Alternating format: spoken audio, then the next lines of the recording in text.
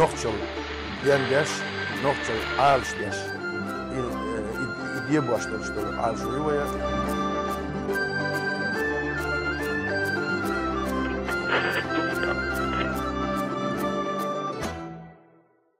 Леча, хотел бы перейти к вопросам культурологии. Вот многие наши с тобой коллеги, ученые, культурологи чеченской национальности говорят о том, что чеченская культура является частью общероссийской культуры. Какие-то наши коллеги, чеченцы говорят, что нет, наша культура не может являться частью российской культуры, частью русского мира, что это совершенно разные культуры. Вот, собственно говоря, я хотел бы тоже поговорить на эту тему, тем более, что мы знаем с тобой, что многие русские мыслители, поэты, писатели, такие знаковые, как Александр Сергеевич Пушкин, как Лев Николаевич Толстой, Михаил Юрьевич Лермонтов, вот на них сильно отразилась, кавказская культура, на их там творчестве, на их мыслях. Вот свой комментарий скажи, пожалуйста, по этому вопросу. Дело в том, что мы все родились и учились еще в советском времени, когда действительно существовала такая единая общность, советский народ, и в то время, в общем, шло формирование такой универсальной культуры, в основе которой была русская культура. Прежде всего, русская классическая культура, конечно же. Это Пушкин, Толстой, Чехов, Лермонтов. И там русская классическая музыка, русская живопись. Конечно, это все наложило отпечаток на мировоззрение тех поколений, которые тогда жили, учились, формировались. И, конечно же, это просто так вытравить из сознания человека нельзя. То есть это осталось. И то, что и сейчас происходит, все-таки в основе российской культуры также лежит, скажем, русская классическая литература, русская классическая музыка, живопись и так далее. Конечно, это культура такого, можно сказать, общечеловеческих масштабов, общечеловеческого уровня. И, конечно же, сейчас многие пишут о том, что современной прозы не было бы без Достоевского и Толстого, что современной драматургии не было бы без Чехова. И я с этим вполне согласен. И в этом смысле, да, конечно же, в какой-то степени мы, чеченцы, являемся носителями, в том числе и российской культуры. Мы являемся частью российской культуры в самом хорошем смысле слова этого. Но, конечно, то, что касается бытовой культуры, так скажем, поведенческой культуры, конечно же, в этом у нас есть различия. Они связаны и с конфессиональной принадлежностью, они связаны и с каким-то социальным опытом другим и с другими традициями. Но в этом, как говорится, ничего такого негативного нет, это вполне нормально. То, что касается влияния чеченской культуры на русских поэтов, вообще на деятелей русской культуры, то здесь очевидно, и особенно на примере Льва Николаевича Толстого. Есть такие конспирологические теории о том, что Лев Николаевич Толстой, будучи, когда служил здесь в крепости Грозной, вообще в российской армии, которая здесь стояла, что он тайно встречался с Кунта-Хаджи Кишиевым, и что общение с ним, оно оказало сильное очень влияние на его творчество, на его мировоззренческие поиски, на его философию. И, конечно же, если так сравнить, допустим, то, что говорил Кунта-Хаджи, то, чему он учил, скромности, к простоте, учил истинной такой скромной, неформальной религиозности.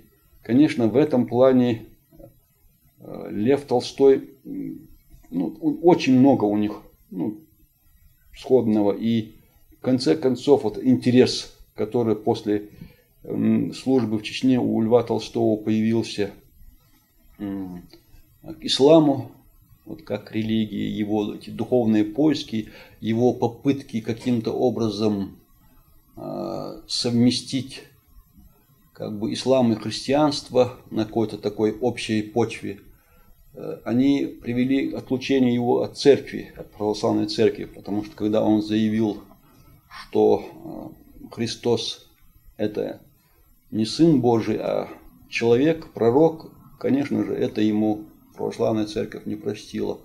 И в этом смысле, конечно, можно говорить о том, что вот общение с чеченцами, нахождение на нашей территории в какой-то период времени, и оно очень сильно повлияло и на его литературное творчество. То есть, вспомнить ту же повесть «Казаки» или, допустим, «Хаджи Мурат», которую он писал практически всю жизнь, и которая является таким сильнейшим и художественным, и философским, и человеческим отрицанием войны, как способа решения каких-то проблем, как способ решения конфликта. В этом плане, конечно, Лев Толстой это такой мощный показатель этого влияния, чеченского влияния на русскую культуру, на русскую литературу. Ну, то же самое мы можем сказать о Пушкине, ну, и в большей степени мы можем сказать о Лермонтове, который, конечно же, в отличие от Толстого, больше воспринял такую внешнюю романтику и местной природы, и местных нравов, и местных как бы вот этих обычаев, в том числе и военных каких-то традиций. И в этом плане, конечно же, но тут, если говорить о культуре каждого народа, тут надо понимать, что она всегда многослойна. Она многослойна, она многовекторна. И общество тоже, оно уже не является каким-то единым монолитом. То есть есть разные статусы, статусы социальные, статусы как бы экономические.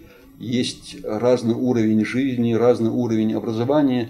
Это, конечно, в свою очередь влияет на уровень культуры, на вовлеченность человека в какое-то культурное пространство.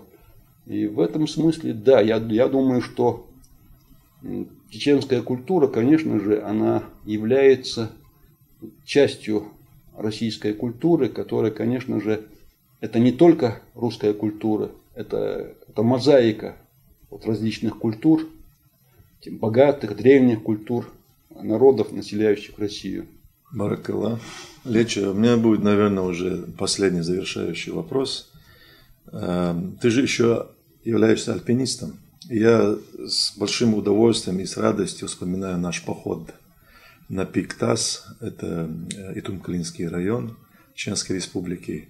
Очень увлекательный был поход. Даже, я бы сказал, экстремальный поход. Определенная была, значит, степень риска там. В связи с этим вопрос, значит, что тебе дает альпинизм? Я могу сказать, что для того, чтобы вот исследовать наши памятники, которые в основном находились в горных районах, мне приходилось очень много ходить по горам. Буквально где-то 14 лет я занимался исследованием наших памятников, мониторингом, ну и прочими вещами, связанными с их изучением, фиксацией там, и так далее. И я привык вот, периодически жить в горах, ходить там. Но когда появились дороги, когда эти горы стали очень доступными, чисто физически, когда у меня интерес к этому, наверное, пропал. То есть одно дело, когда ты ходишь по тропам, где практически много лет, десятки лет никто не ходил, когда ты пьешь из родников эту чистую воду холодную, когда ты ночуешь в этих ущельях, где практически не слышно как бы ни голосов, ни шума машин. Это, конечно же, как-то меня это всегда как-то впечатляло, всегда давало какое-то вдохновение.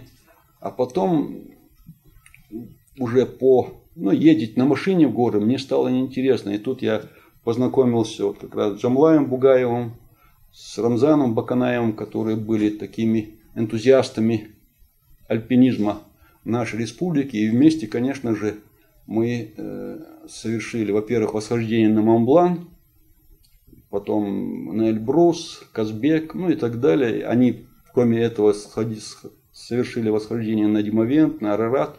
Мне, правда, не удалось чисто из-за каких-то дел срочных поехать с ними, но все равно это было как бы очень увлекательно. И вот для меня альпинизм это всегда То есть я стараюсь каждый год, мне всегда получается, ну, в конце лета совершить восхождение хотя бы на Эльбрус и Казбек.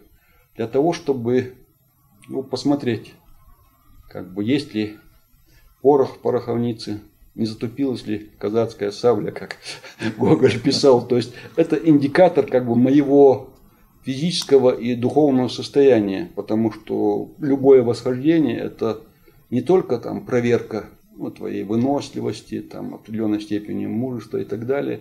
Это, наверное, проверка твоей какой-то душевной целостности внутренней. Потому что без этого, наверное, очень сложно совершить восхождение, тем более, когда там почти на каждом шагу грозит смертельная опасность. И в этом плане я думаю, что у нас еще много различных планов. Вот как раз у тех, как скажем, у ветеранов альпинистского движения Чеченской Республики, потому что мы собираемся и на Маттерхорн подняться. Мы обязательно вернемся и в Альпы, и, в общем-то, мы хотим подняться и на Килиманджаро в Африке. У нас очень много планов, и, конечно же, это вот без альпинизма, мне кажется, моя жизнь была бы намного как-то тусклее, так скажем, печальнее, потому что все-таки подняться на вершину, затратив огромные усилия, невероятно нечеловеческие, просто вот секунду постоять и потом спуститься, конечно, это тоже, в общем-то, часть моей жизни. И в этом плане я думаю, что пока мои ноги ходят и глаза видят, не только я, но и вот мои друзья, я думаю, что мы будем подниматься и уже, как говорится, я думаю, со временем и ты к нам тоже присоединишься. Обязательно. Я лелею это пожелание, эту возможность. Леча, скажи, пожалуйста, вот это альпинизм, желание заниматься альпинизмом, это часть, то есть это какой-то стимул для тебя, твоей творческой работы, научной работы, я правильно понимаю? Да, конечно.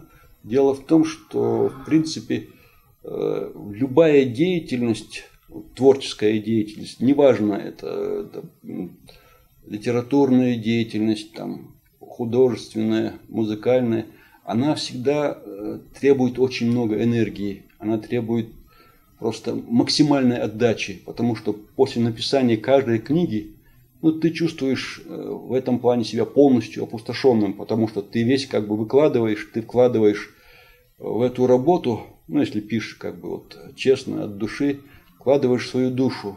И, конечно, в этом плане это восхождение, оно как бы тебя возрождает. Как бы. То есть каждое восхождение такое удачное, оно как бы делает тебя, опять же, сильным, молодым, таким любящим жизнь, уверенным в себе. И в этом плане я тебе тоже советую. То есть я живой свидетель, я же один раз с вами побывал на пике Тас. Это было для меня очень увлекательным и таким уникальным опытом. И я все, что ты говоришь, понимаю, что после восхождения, после того, когда пережил этот опасности, восторг, какие мысли появляются, какая сила, энергетика появляется после восхождения уникальных наших гор.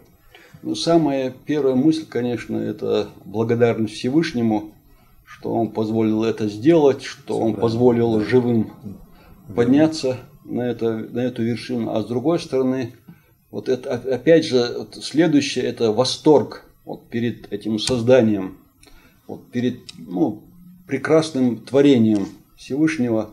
Земля настолько прекрасна. И в свое время, я помню, еще в V веке до нашей эры, Софокл писал о том, что много чудес на свете, и самое прекрасное из этих чудес – это человек. И мне бы очень хотелось, чтобы люди все как бы помнили о том, что человек – это такое высшее творение Всевышнего. И любой человек, вне зависимости от национальности, от веры, от образования, он должен всегда помнить, что он – это чудо, которое сотворил Всевышний. Он – это самое прекрасное чудо из всех чудес. И это все проявлялось в его, во-первых, в поведении, в его отношении как бы к своим ближним, отношении вообще ко всему живому, к природе. Если человек каждую минуту, каждый человек будет помнить, что вот он – это чудо, это как бы самое прекрасное из чудес, сотворенных Всевышним, мне кажется, и человечество будет выглядеть по-другому, и у него будет шанс все-таки как-то продлить свою жизнь, у него будет шанс стать совершенно другим. И, конечно же, я вот хочу всем пожелать этого, чтобы каждый человек заглянул в себя и удивился вот этому как бы чуду, которое сотворил Всевышний. Леча, я тут хочу добавить, мне буквально несколько лет назад я слушал одного, правда, религиозного деятеля, и мне понравились его слова. Он сказал, почему все хотят, вот, изучают космос, хотят узнать, есть ли инопланетяне, там другие миры, а никто особо толком не изучает, не смотрит на, что у него под ногами, природа, горы.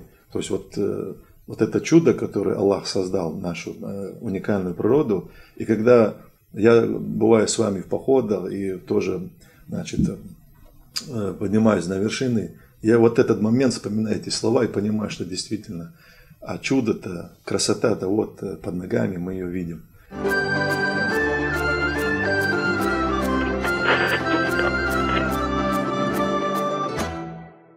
Вот разреши мне тогда на такой хорошей, высокой ноте подвести черту нашей сегодняшней встречи. Я надеюсь, это не последняя встреча. Я желаю тебе в твоем творчестве успехов, удач, новых интересных встреч. И самое главное, чтобы ты, все, что ты делаешь, приносило тебе удовлетворение. И мы, благодарные, значит, читатели, слушатели, мы будем с благодарностью принимать и читать все, что ты делаешь. Я тебе желаю успехов, благополучия, прежде всего. Спасибо тебе за то, что ты нашел время поучаствовать в нашей программе. А я хочу напомнить нашим телезрителям и слушателям нашей программы. У нас в программе был известный российский ученый, этнолог Леча Махмудович Ильясов. Баркал Дерез, сами.